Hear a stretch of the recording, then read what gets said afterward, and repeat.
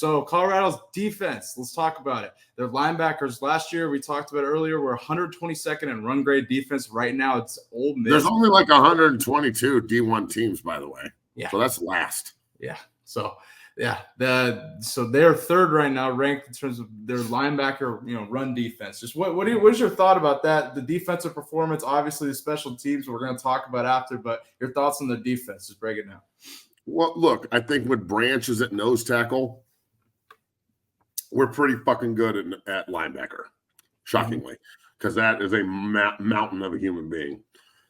I had a real problem with Branch, Cooks, Bentley, and Green Hill or Hill Green. Which one is it? Hill Green. I'm such a dick. It's okay. Coming off the field on third down as many times as they did. Because at least two of them were converted. And I like Trevor Woods, but Trevor can go cover kickoffs, and hopefully he can tackle someone because we suck at that. Mm-hmm. I don't want our best players off the fucking field. Barnes and Cooks never should leave nose tackle and 3 technique. Never. I don't care if you're throwing up on yourself, dog. Puke on the ball so the center has to fucking snap it.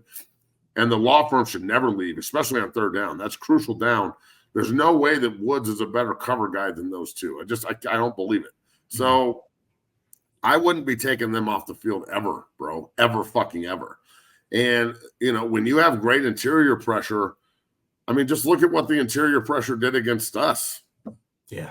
Their 3 technique, that number 0 kid was eating Brown alive. He couldn't block. He couldn't fucking block him to save his life. Mm-hmm. So, look, when 97 gets back, it'll be a nice 3-man rotation in there. And that's usually what you need. But, I want your best players on the field. Look, Woods is a good linebacker, but he's not better than Bentley or 41, and it's not even close. Those two are pros. Woods is a special team. I know Coach Prime said he's a pro. He's a special teams guy. We'll see what happens there. Yeah. Look, man, I don't know why you take your best players off the field at crunch time and third down.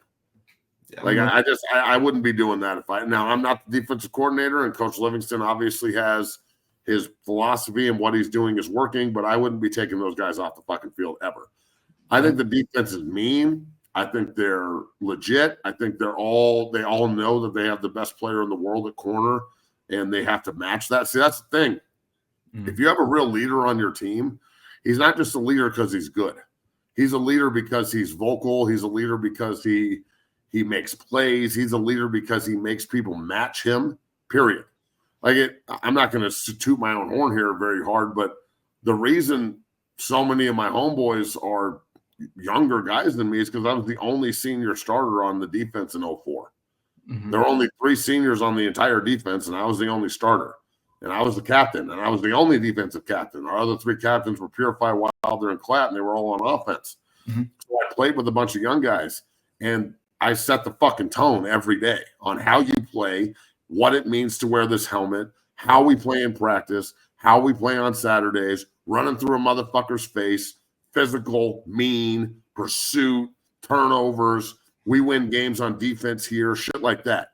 And that is exactly what you see out of this group. Mm-hmm. This is like, and when Shiloh comes back, he's a huge part of this. But Bentley and 20 and 41 are both draft picks. They're both NFL linebackers. They're different. 41 is a massive, just fucking monster of a human being. Yeah. Bentley might be the most elusive, slippery linebacker I've ever seen, but he is physical as fuck.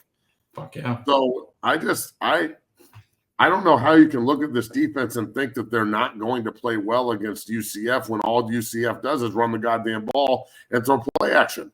Mm-hmm. So if you turn KJ Jefferson into a runner, I bet you they go for over 100 yards because that's what they do the whole game. Mm-hmm. But it's about limiting yards per carry. If they're holding UCF to 2.5, 3 yards a carry, and they're in 3rd and 6, and all of a sudden KJ Jefferson has to throw tight window throws and tight coverage, that's where turnovers come.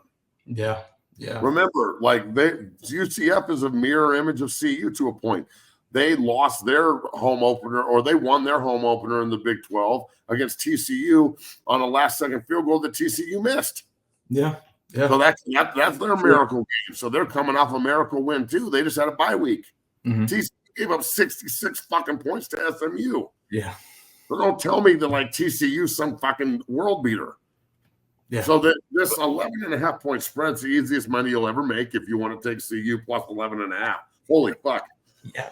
I agree with you. I think that we're at a tipping point here for the season, but a crossroads, because there's a lot of people upset that Colorado's not ranked. We don't deserve to be ranked. Nope. We haven't beaten a ranked team. We don't deserve to be ranked. I don't want us to be ranked. I want us to strive for something and feel disrespected, which 11.5 points and not being ranked and not getting one vote in the AP poll, that's fucking disrespect. Mm-hmm. And you look, if you don't think it's disrespectful, you've never played football before. So I want them pissed off. I want them mad. I want them disrespected. All right. I want them walking into UCF thinking that the whole world wants them to lose, because they do.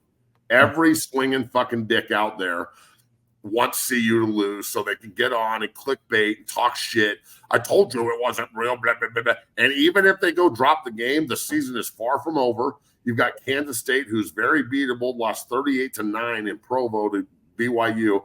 And BYU's 4-0. But BYU might be pretty good. Who knows? The Big 12 is the Big 12